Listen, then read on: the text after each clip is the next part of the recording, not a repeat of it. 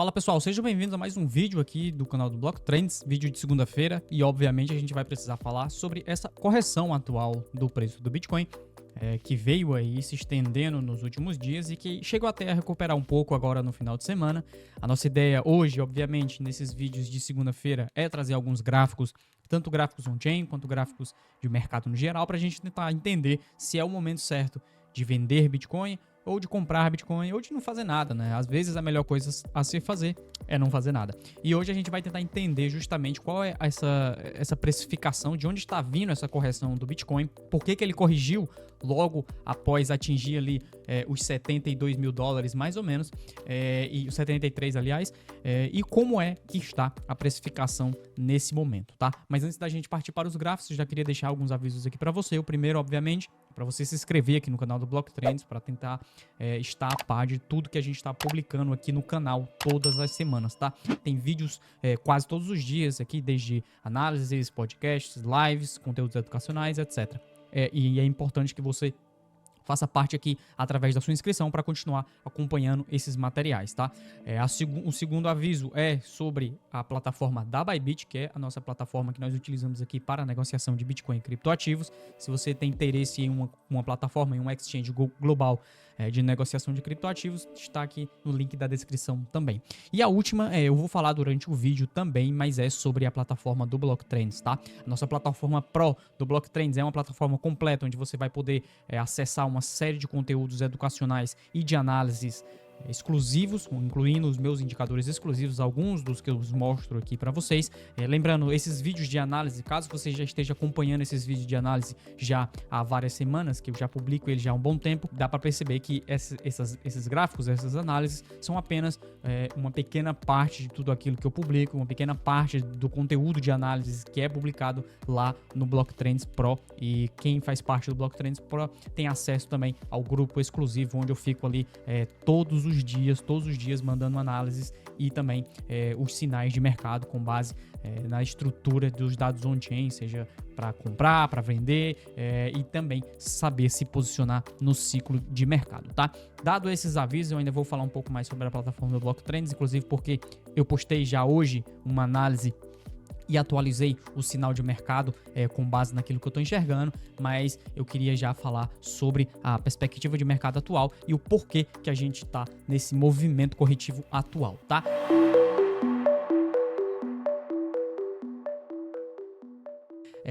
Antes de mais nada, é importante dizer que esses movimentos corretivos, esses movimentos de correção de preço são naturais do mercado dentro de uma estrutura de alta, tá? Esses períodos de correções acontecem muitas e muitas vezes ao longo da história. Inclusive, a gente pode ter como base aqui o ciclo de 2017, que até o momento está se parecendo mais ainda com o ciclo atual de mercado. E se a gente vê aqui dentro desse período de 2017, do fundo que ocorreu em 2015 até o topo, que foi de fato em dezembro de 2017, nós tivemos vários períodos de correções significativas no preço do Bitcoin, ocasionados majoritariamente por realizações de lucro e redução de alavancagem, tá? Isso são dois pontos principais para a gente compreender nessa estrutura do mercado atual, é justamente o nível de realização de lucro e o nível de alavancagem que existia agora nas últimas semanas, nos últimos dias, tá?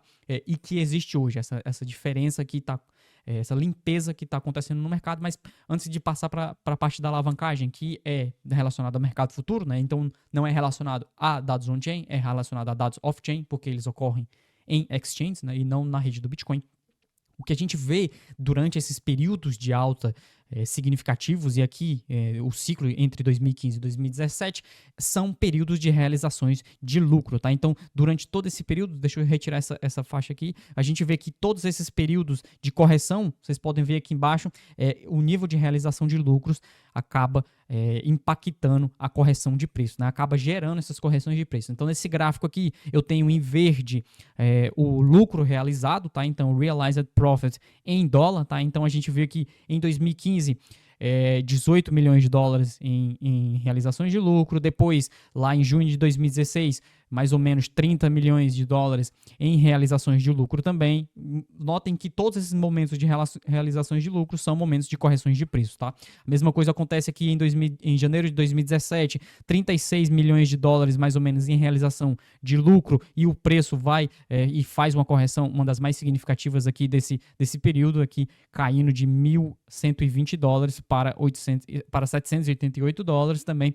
Depois, quando o estágio do ciclo entra no seu período mais eufórico, o nível de realização de lucro começa a ficar mais intenso ainda, e a gente começa a ter realizações na faixa dos 146, 148 milhões de dólares aqui em junho de 2017, até que eventualmente a gente atinge o pico de maior realização de lucro que ocorreu justamente no topo do mercado, tá? Então a gente, na verdade, foi um pouquinho depois do topo de mercado, onde a gente atingiu, naquele momento, o maior momento de realização de lucros da história do Bitcoin, com aproximadamente 1,8 bilhão de dólares em realização de lucros, o que acarretou, obviamente, depois num movimento de correção mais significativo dentro da estrutura de ciclo, aqui já entrando numa estrutura de baixa, né, dentro de um mercado de baixa. Nesse momento, a gente presencia o período de realização de lucro mais intenso da história, medido em dólar, obviamente, tá? Por quê? Porque esse momento atual, a gente presenciou aqui, quando atingiu os 73 mil dólares, a gente atingiu também cerca de 3,5 bilhões de dólares em realização de lucro on-chain, tá? Isso significa que o nível de realização de lucro foi até maior do que o que a gente teve aqui visualizado em janeiro e em fevereiro de 2021, que foi ali quando o Bitcoin começou a atingir o seu topo do ciclo on-chain, tá? E nesse momento, esse nível de realização de lucro já é maior do que aquele período. Isso indica que boa parte dos investidores que estão no mercado, que estiveram acumulando Bitcoin durante toda essa subida aqui de 2023, começaram a realizar lucro agora, após atingir a máxima histórica, tá? Então isso é natural. Geralmente muitas pessoas deixam selecionado esse momento após atingir a máxima histórica para realização de lucros, e é por isso que o Bitcoin não conseguiu descolar muito acima da realização, aliás, muito acima da máxima histórica que tinha sido atingido lá em novembro de 2021, na faixa dos 69, 68 mais ou menos, não é? Foi 67,5 mil dólares, tá? Esse nível de realização de lucro não é maior da história quando relacionado ao seu valor de mercado, tá? Então é importante distinguir entre o nível de realização de lucro por si só, medido em dólar, tá? Obviamente, à medida que o preço do Bitcoin vai subindo, o nível de realização de lucro em dólar vai subindo também, porque o preço do Bitcoin também está aumentando, tá? Entretanto, quando a gente ajusta ao valor de mercado, tá? E aqui eu estou ajustando ao Realized Cap, que é basicamente a capitalização realizada, a gente não está ainda no maior período de realização de lucro da história do Bitcoin. Entretanto, a gente já atingiu aqui os patamares que foram vistos em janeiro de 2021. Inclusive, em janeiro de 2021 foi quando a gente teve essa correção mais significativa aqui da estrutura de alta do bull market anterior, tá? Então, é natural que a partir do momento que a gente entra dentro desse período de realização de lucros bastante significativo de uma estrutura de alta, as correções de preço, tanto essa quanto as futuras que provavelmente virão, acabam se tornando mais voláteis, tá?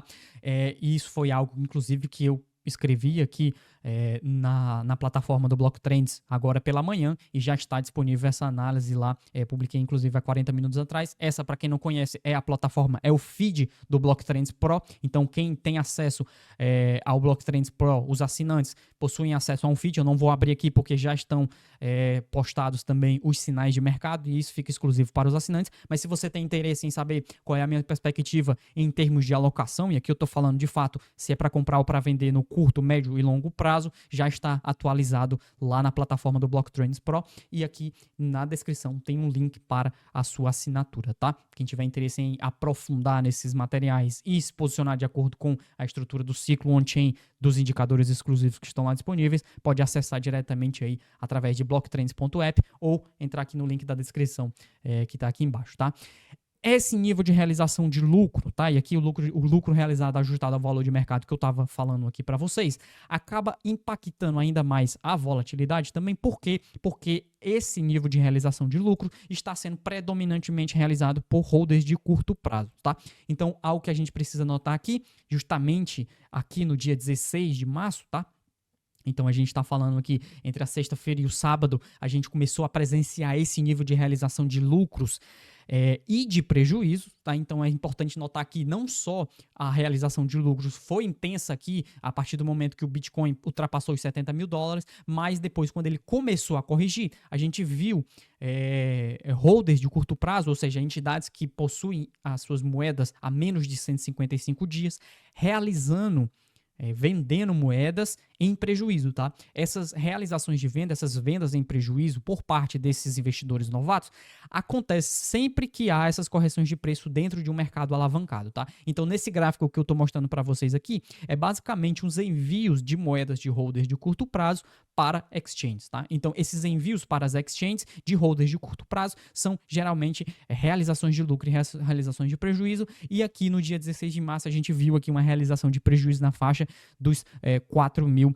Bitcoin, tá? Isso daqui é importante para a nossa análise no que diz respeito à capitulação de holders de curto prazo, porque justamente nessas estruturas de alta, os investidores novatos costumam realizar prejuízo, ou seja, costumam vender em prejuízo mesmo na estrutura de alta, tá? Isso ocorre em todos os ciclos. Por quê? Porque essas entidades de curto prazo, esses investidores que são mais novatos na rede do Bitcoin, eles são muito mais sensíveis às variações de preço, tá? E essas variações de preço costumam impactar mais significativamente os holders de curto prazo.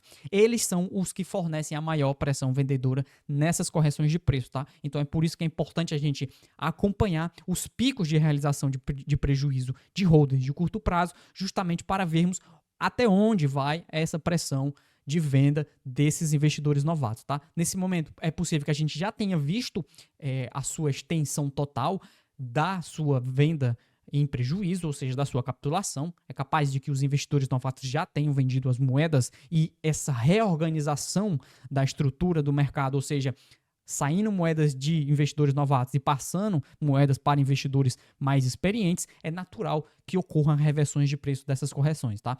Isso aí acaba também sendo influenciado pelo nível de realização de lucro e, aliás, pelo nível de venda e compra nas plataformas, tá?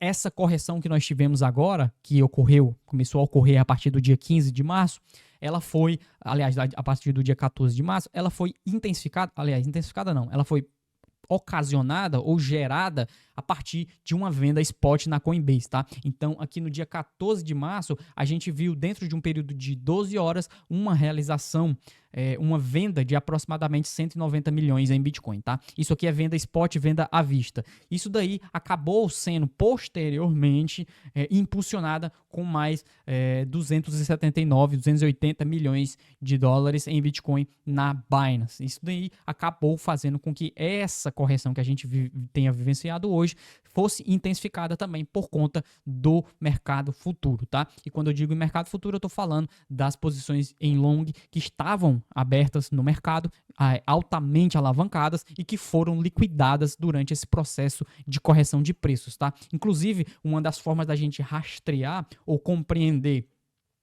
o nível de alavancagem do mercado nos determinados momentos é justamente através do funding rate, tá? Da taxa de financiamento do mercado no geral, tá? Esse quadro aqui que eu mostro é basicamente o que diz respeito ao interesse aberto em vários ativos digitais, né? Em vários criptoativos aqui, desde o Bitcoin até outros criptoativos aqui como Matic, DOT, ORD, Arbitrum, NER, Litecoin, entre outros aqui. A gente viu que aqui no dia 5, mais ou menos, desse mês, a gente atingiu ali os extremos da da alavancagem no que diz respeito ao mercado futuro, tá? E esse nível de alavancagem foi posteriormente limpado, só que a partir do dia 9, entre o dia 9 mais ou menos, até o dia 14, que foi quando começou a correção, a gente tinha uma estrutura de alta alavancagem e de interesse aberto com o funding rate, né, com a taxa de financiamento bastante significativa para cima, ou seja, uma predominância de longs, uma predominância de otimismo excessivo no mercado futuro na maioria dos criptoativos, tá? Incluindo o Bitcoin, que atingiu ali também o seu pico de otimismo mais ou menos no dia 8, tá? Aliás, no dia 11.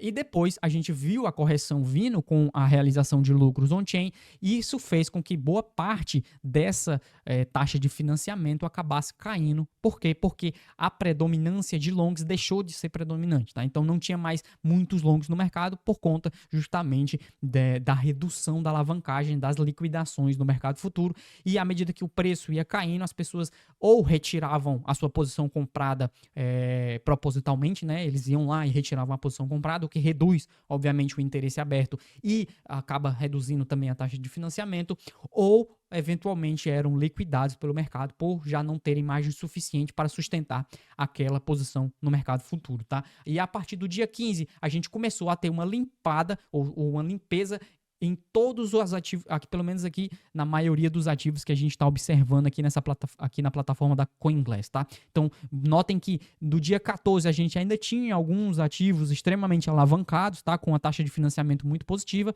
e aí, a partir do dia 15, que foi justamente quando a gente começou a fazer essa correção de preço mais significativa, tá? Deixa eu deixar só o preço aqui. Então, a partir do dia 13 a gente começou a corrigir, no dia 14 a gente já estava começando a ter uma correção mais significativa, e aí no dia 15 e no dia 16 a gente de fato caiu para $65 mil, tá? Algo que a gente consegue exatamente ver isso ocorrendo através das taxas de financiamento aqui, que estavam ainda positivas, ainda estavam excessivamente positivas no dia 14, e aí a partir do dia 15 começaram a ser limpadas, e aí mais ou menos no final do dia 15 já estavam quase todas neutralizadas, né, em que diz respeito a alavancagem no mercado futuro, e atualmente a gente já está dentro de uma estrutura mais neutra no mercado futuro, o que é positivo, tá? O que é legal para a gente manter uma estrutura de alta. É necessário que esses movimentos de limpeza de mercado ocorram e retirem parte da alavancagem excessiva que estava no mercado, como a gente estava vendo aqui ocorrer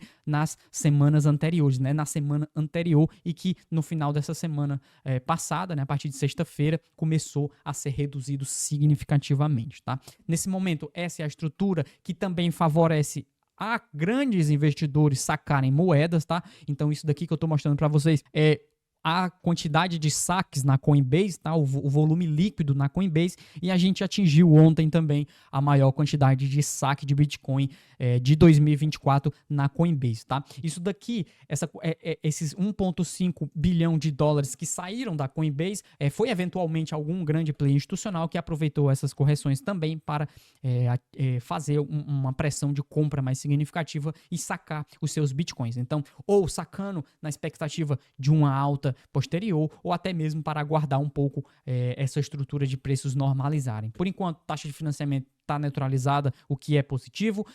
Holders de curto prazo também já fizeram a sua capitulação, o que também é positivo. A gente só precisa observar agora o nível de compra spot, o nível de compra à vista, para ter uma perspectiva mais positiva no que diz respeito ao preço do Bitcoin no curto e no médio prazo, tá? Todas essas informações aqui eu estou trazendo apenas uma pequena parte de tudo aquilo que eu escrevo na plataforma do Blocktrends Pro. Então, se você quiser e tem interesse em ser um assinante Pro do Blocktrends, vai estar aqui na descrição, e lá você vai poder ter acesso ao grupo exclusivo também de assinantes, onde isso daqui eu faço muito mais extensivo e muito mais aprofundado, com outros dados que inclusive já estão publicados lá. Além disso, além de ter obviamente os sinais de mercado já posicionados, que eu atualizei agora pela manhã, tá? No mais, peço aqui que você se inscreva no canal para continuar acompanhando esses conteúdos, e deixe o seu like aí caso esse conteúdo de análise tenha sido interessante para você. E caso você já esteja negociando Bitcoin, já esteja negociando criptoativos, nós recomendamos a plataforma da Bybit, que é uma exchange global com uma série de funcionalidades, e você pode obter vários bônus, aí, mais de $100 de bônus, utilizando o nosso cupom, que também está aqui na descrição, tá? Muito obrigado para vocês que estiveram até aqui, e a gente se vê no próximo vídeo. Tchau!